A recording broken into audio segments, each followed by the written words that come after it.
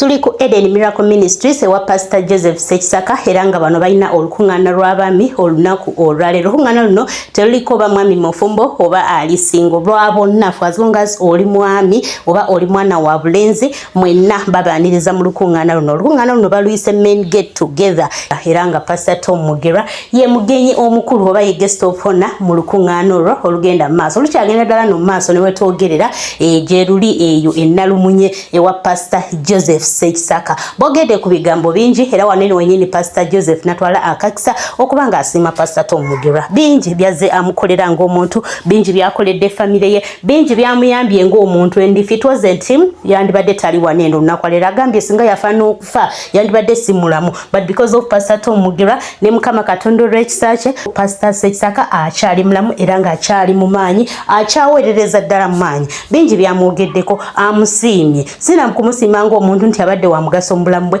wabula ne mu family ye abadde wa mugaso, abayambye nnyo okutambula olugendo luno naddala olw'obulokozi, abayambye nnyo. Bingi byamwogeddeko byenjagala nkuwe mu kaseera kano mukwano gwange omulungi obeere nga obyewulirako. Olukungana lukyagenda ddala mu maaso era nga mbasuubiza nti byonna ebinaabugenzi mu maaso heruddeyo ngenda kuba mbikutuusaako. It's life in Christ. Toberabira okusubscribinga just in case hiyo nnyo ya Katonda banjagalira abankumbire mbeere bulungi mbagaliza okulaba okulungi. Continue. Oyinagenda maaso naye. Kansaba tumalirawo ekizikiza ekyo mulimu ekizikiza nga sinayanaliza muzeeyi wange. Please help us eliminate that darkness before I welcome my dad. I always tell you people me I'm blessed. Tirobagamba bannange nti ndi wa mukisa. I'm blessed. Ndi wa mukisa nnyo. I'm blessed. Ndi wa mukisa nnyo. You don't know what it means. Tomanyi ekitegeeza.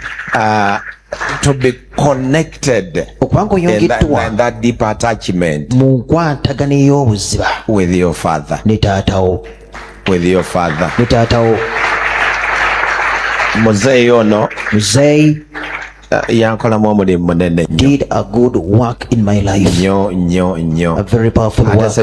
And not only that, yanjagala nnyo. he loved me so much. By the way, I don't think nti mbaweereza bonna be yali abaddeko nabo. By the way, I don't believe that among ministers as waliwo gwe yali ayagadde enganze. Is there anyone who loved just like me? Amen. Amen. Tetukyankalanangako. We have never got any misunderstanding at all.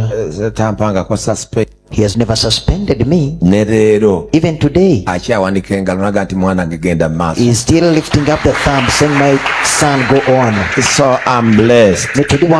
I'm blessed and you are also blessed. One thing I always tell God, we have missed a lot. I wish Pastor Tom we got him when he was of 18. I'm telling you the whole world will be on fire. Will be on fire. Just imagine.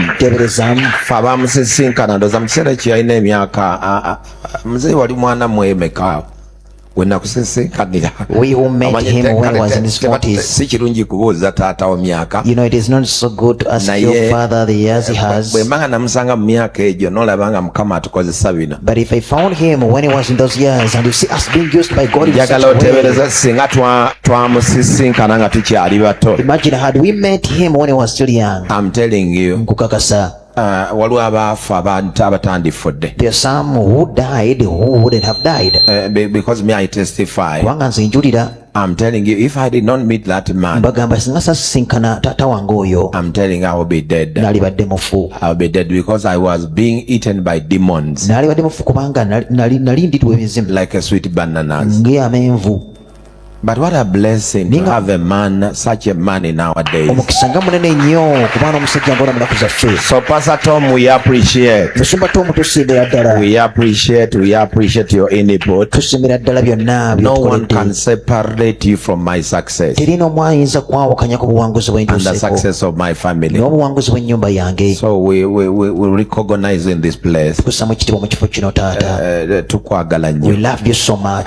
Ffenna nga tuyimiridde. We also standing, atuyimiridde when we are standing, atuyimiridde ndaba ye atudde I see someone seated. zibaga nnyini ne nkulaba nga nyanirizaga amafuta ng'otudde If I dare get you when you are seated, when I am welcome this such obanga emikono anointing, gizinze or bw'oti when you are folding your hands in such a way, good enough I'm doing training down there boxing kirungi ekisinga wansi eri ndi mu kutendeka kuba bikonde I'm telling you and boxing n'ensambaggere so we are going to face each other okukasanja kuba apakati. fena nga tuyimiridde All of us when we are standing, njagala twaniriza muzeeyi mu kifo I kino want us to welcome our daddy this place. ng'abasajja As men,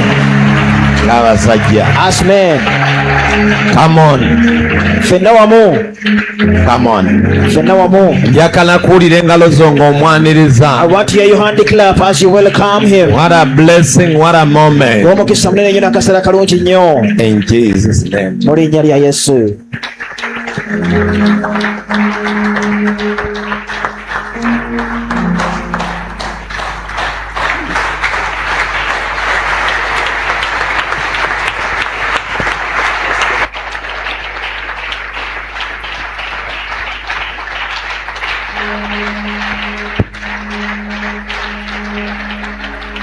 Atuleko wansi. We may take our seats.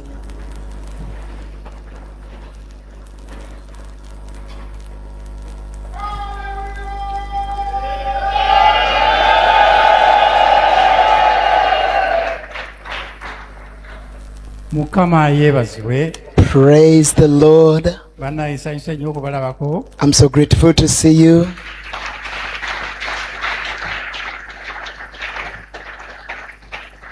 Nze mbaniriza wano wange. I'm the one welcoming you. This is my home. Ewa mutabani wo wabeera wawo. The son's home is your home. N'olwekyo mwebagenyi nze ndi waawa. So you're the visitors. I reside here. Nsanyusa nnyo okubalabako. I'm so grateful to see you. Okwewaayo bwe muti. For being dedicated like this. Omanyifu abasajja tulina emitima mikakanyavu. You know, we men, our hearts are strong. Ewaffe eri mpita abakyala ne bajjula n'ebweru yonna. At our church, I call women, they gather and fill up the whole place, even outside. Ne basiibawo olunaku lulamba. They spend the entire day around. Naye omusajja musiibye olunaku lulamba ku kyaki. But for a man to spend a whole day at church, Mpozi nga mutwala kalabba. unless you're taking him on Naye gwosazeewo okubeera wano olunaku lulamba. but you've decided to be here for a whole day, Weekubireko mu ngalo. give yourselves a hand clap.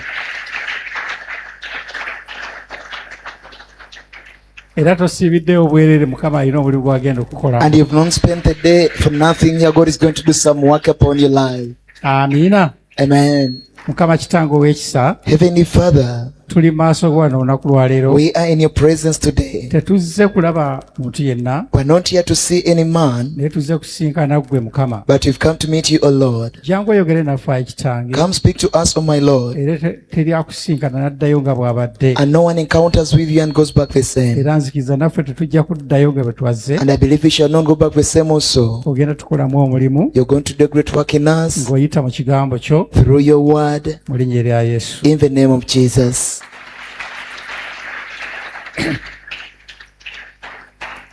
Mukama yeebazibwe. Praise the Lord.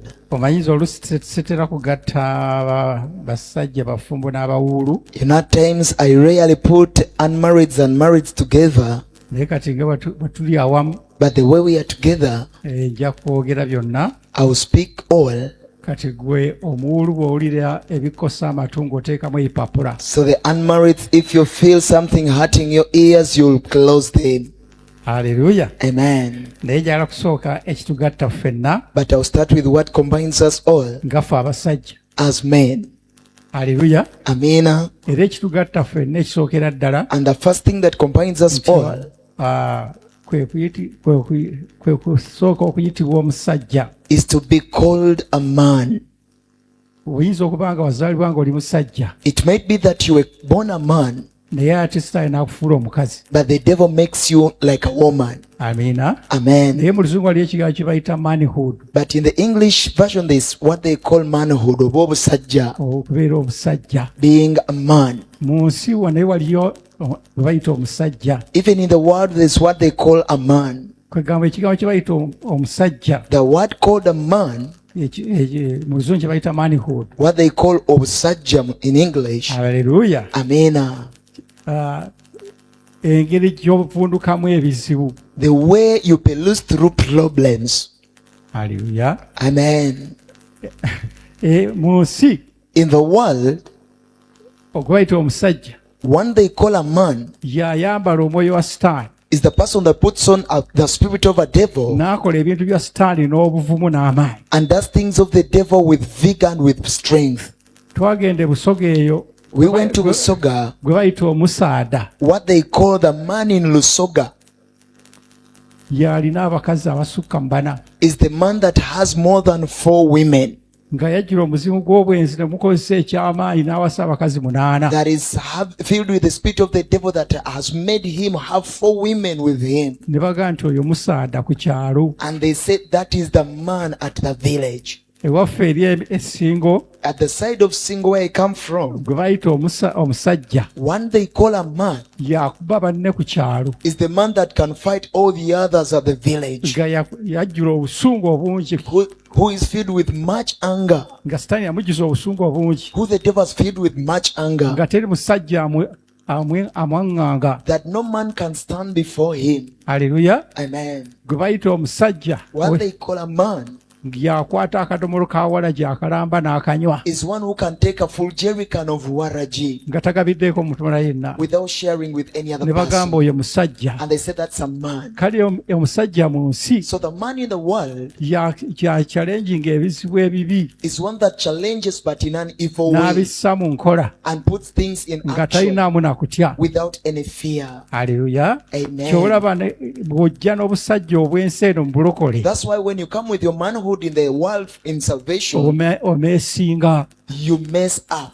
Era mulira engeri gye ku TikTok, batuteeka ku TikTok fe abasumba, And you hear how they put us on TikTok, we as pastors, oli n'addamu n'avuma munne ekigambo bwekiti, that someone abuses another with a very bad word. ne bamugamba ne bamuwa nti oli musajja oli ose n'omwambalira, And they say, you're real a man, thanks for attacking him back. naye wa Katonda taba musajja wa Katonda. But before the Lord, you're not a man of God. Haleluya. Amen. Omusajja wa The Katonda man of God yajjula omwoyo wa Mukama Katonda, is one that is filled with the Spirit of God n'akola ebintu ebirungi and n'obuvumu, does good things with boldness, nga tati without fear. kaakati no njagala tusooke tuveemu obusajja bwa sitaani So I want us to first erase out the manhoods of the devil obw'ensi, or of the world, tuyingiremu obusajja bwa Katonda. and we get the manhood of the Lord. Era okuva olwaliro bakuyita man of God nga ddala oli man of God. And from today bakuyita omusajja wa Katonda nga ddala oli musajja wa Katonda. Haleluya. Amen. Njagala tugenda mu kitabo kya bassekabaka ekisooka, Let's go to 1 Kings essuula ey'okubiri, chapter 2 olyosooka. verse 1. Bassekabaka ekyokubiri essula ya 2 olunya olusooka. Awo ennaku za Dawudi ne zibanga zinatera okutuuka afe, n'akuutira Sirumaani mutabani we ng'ayogera nti nze ŋŋenda bonna ab'omu nsi gye bagenda. Kale beera n'amaanyi weeraga obusajja. Beera n'amaanyi weeraga obusajja. Sooka okubira mu ngalo ekigambo ekyo. Be strong therefore and prove yourself as a man. Sooka onyenye munne naawe omugaye, sooka nti weeraga amaanyi beera omusajja. First shake your friend and tell him be strong and show yourself as a man. Okuba abantu ku kyalo bamalewo. You beat all people at the village and finish them up. Bw'atyo we yamugamba. Did he tell him that? Sooka oddemu ssebo ekigambo ekyo. Again. Awo ennaku za Dawudi ne zibanga zinatera okutuuka afe, n'akuutira Sirumaani mutabani we ng'ayogera nti nze ŋŋenda bonna ab'omu nsi gye bagenda. Kale beera n'amaanyi weeraga obusajja. Yatyo.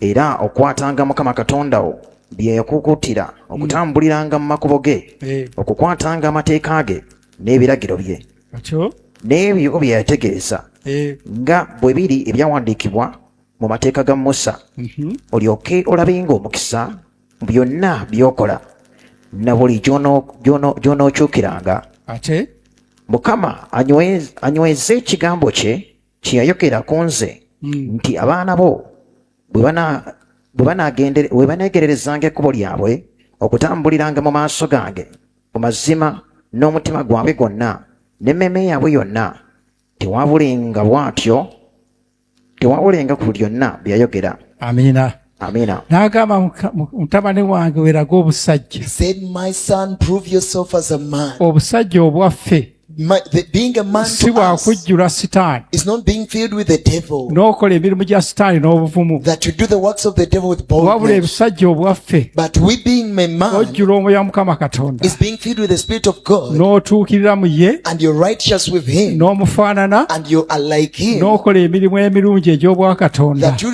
do the good divine works of the nga tolina Lord na kutya. without any fear. Haleluya. Amen. Kyobulaba nti abasajja eri nga tannalokoka That's why men, before they get born again, babeera n'akababba ne boogera ne bokola ki ne bakola ki, they're so talkative and they do too much. naye bw'ayingira mu kkanisa ng'alokose But when he comes to church after being born again, atula eri mabega. they sit behind. Bwe bamugamba kuba mu ngalo ng'akola bw'ati. When they tell him give a hand clap, they just do like this. Akababba konna sitaani akamugamba togenda na maanyi gange, The devil tells him, don't go with my spirit of talkativeness. genda eri oba nakwambaza agago. Go and be there with you. Haleluya. Amen. Kati ne weesanga nti bw'oyingira mu kkanisa nga tosabye busajja bwa Katonda, So if you enter church without asking for getting the being a man of God the manhood, or the manhood of God, weesanga obulokole bukulemye, you find that you're failing in salvation, kubanga buli obwensi tebujja kukola, because the one of the world shall not work, ate na buno obwakatonda tobufunye. and even the one of God you've not Naye received ogenda it. kuva wano ne manhood ya Katonda. But you're leaving this place with the manhood of the Lord. Haleluya. Amen. Kaakati nno omutabani ono Sulemaani, So this son Solomon, nedda ndowooza tusooke tulabe kitaawo ono I bwe think yafaanana. let's first see his Kitaawo father. ono yali afaanana atya mu Samwiri esooka essula eya 13. How was his father in 1 Samuel chapter 13, olulyo 13. verse 13?